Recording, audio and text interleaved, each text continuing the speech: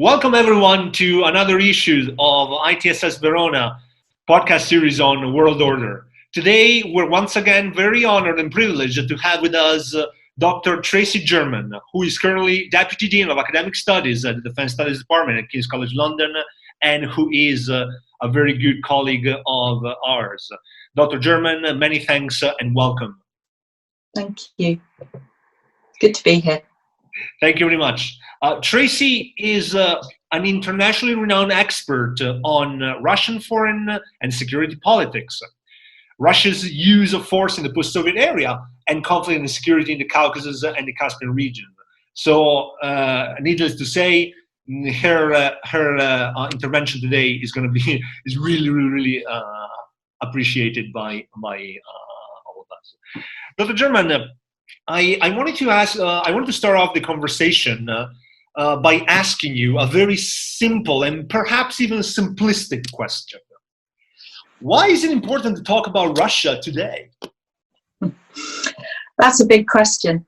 To boil it down, I think it's important to talk about Russia today because this is a country that believes it is a global power with global interests. And what that means is that it's been seeking to further its influence around the world in a variety of ways. We've seen it since Putin came to power in 2000, using a wide range of tools to try and further its influence around the world, politically, economically, and more recently using military action, and most recently, obviously, in Syria, to try and further its global interests.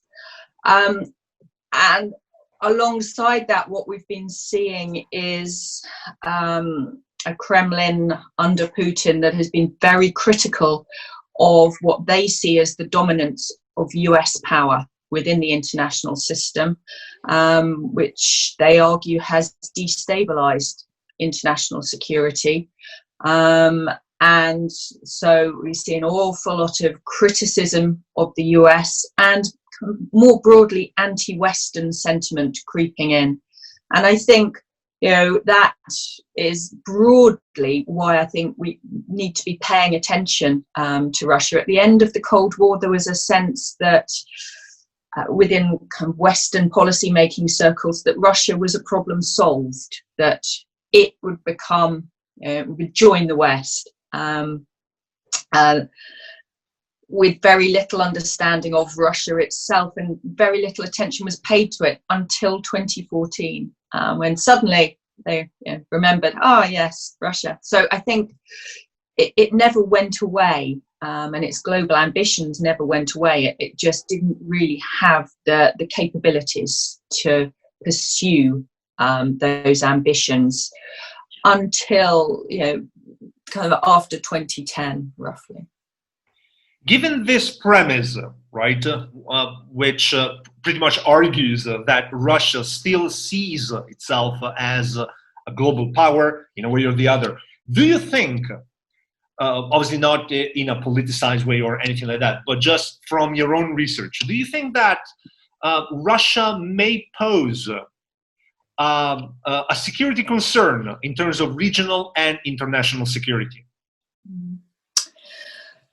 I think it depends on how you're defining a major security concern. In a military sense, I don't see it posing a threat in terms of, invading across Europe. I don't see a military threat in that sense. I see it as a security concern more in terms of seeking to divide and undermine organizations such as the European Union, such as NATO, seeking to exploit existing divisions within the European area, for example, and seeking to exploit existing vulnerabilities. I see that as a security concern, and I think it's something that states have become increasingly aware of.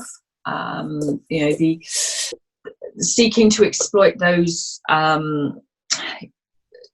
the freedoms that come with liberal democratic states, and the debates that happen in the media, in countries criticizing governments, etc. There's concern those can be exploited. I think we've been on the back foot, and we're gradually learning about, for example, how information can be manipulated, and disinformation, misinformation, and how it can be used against states. And I think it's from that direction I see Russia posing a security concern, being of concern, rather than from a purely military perspective. I mean, in terms of international security, I think, again, where it does pose a challenge, it's similar to within the European region, exposing and exploiting existing vulnerabilities.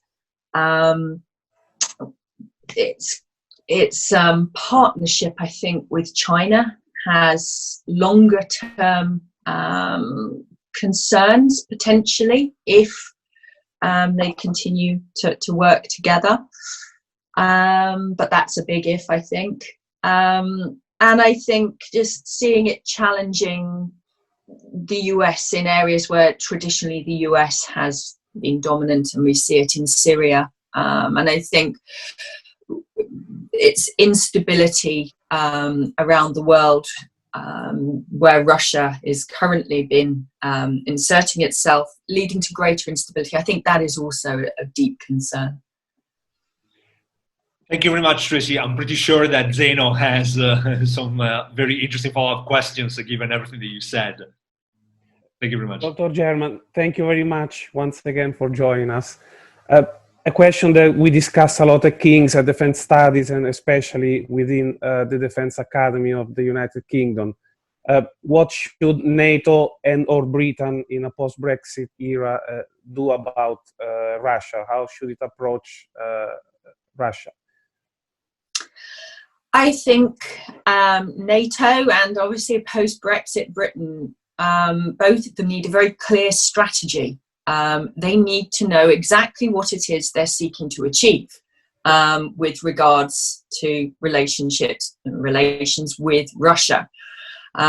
Because I think particularly with an organisation such as NATO, what we have seen is a kind of lack of a coherent, unified stance from all member states. And I think when we look at what's been happening in the energy sphere, for example, and Germany agreeing to construct Nord Stream 2 gas pipeline in recent years, at a time when a major sanctions regime is in place on Russia, that leads to splits that can be exploited. So I think we've been seeing a clearer understanding of this from NATO, and working towards the development of a single strategy. I think the same needs to be said for the United Kingdom. It needs to be very clear about what it is it's seeking to achieve in its relations with Russia.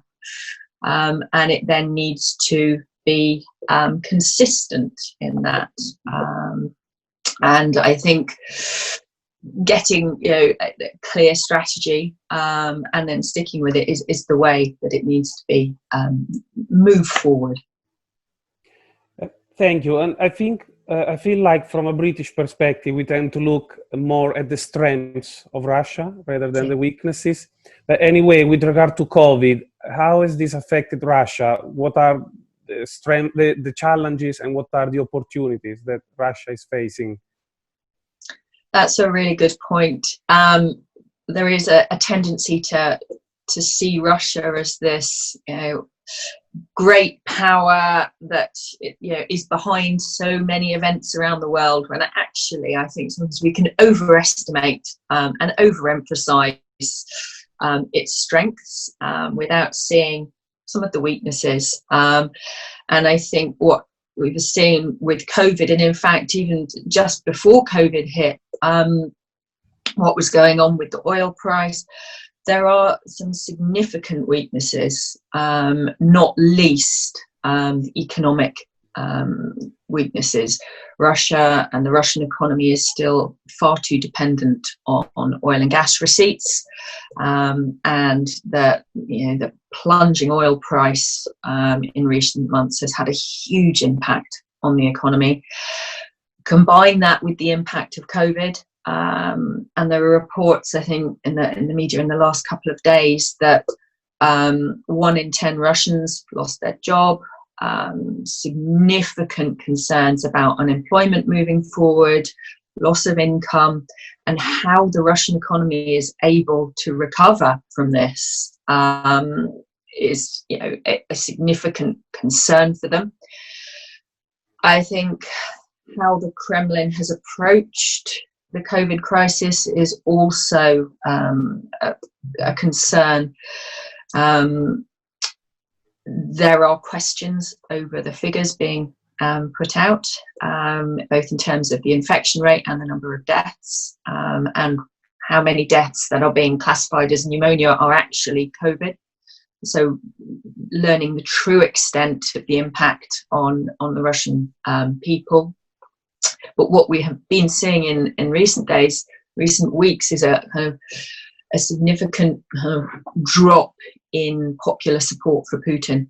And I think that is a concern. I think it's become clear Putin has been fairly he's almost been absent in terms of leadership of the country over this crisis, and he seemed fairly disengaged, and it kind of stark contrast to his normal strongman approach. And I think the Russian people have noticed, and I think, combine that with the economic impact, this is a challenge, and I think what we're seeing is perhaps concern in the Kremlin about what this economic impact means and what it means for their leadership. They've postponed the vote on changes to the Russian constitution that could strengthen Putin's hold on power until I think they're due to hold it beginning of July now. But that is still relatively soon, and I think there are concerns about the longer term impact economically of this crisis on Russia and the implications for Putin and his leadership moving forwards. Dr. German, thank you very much for being with us today. Thank you.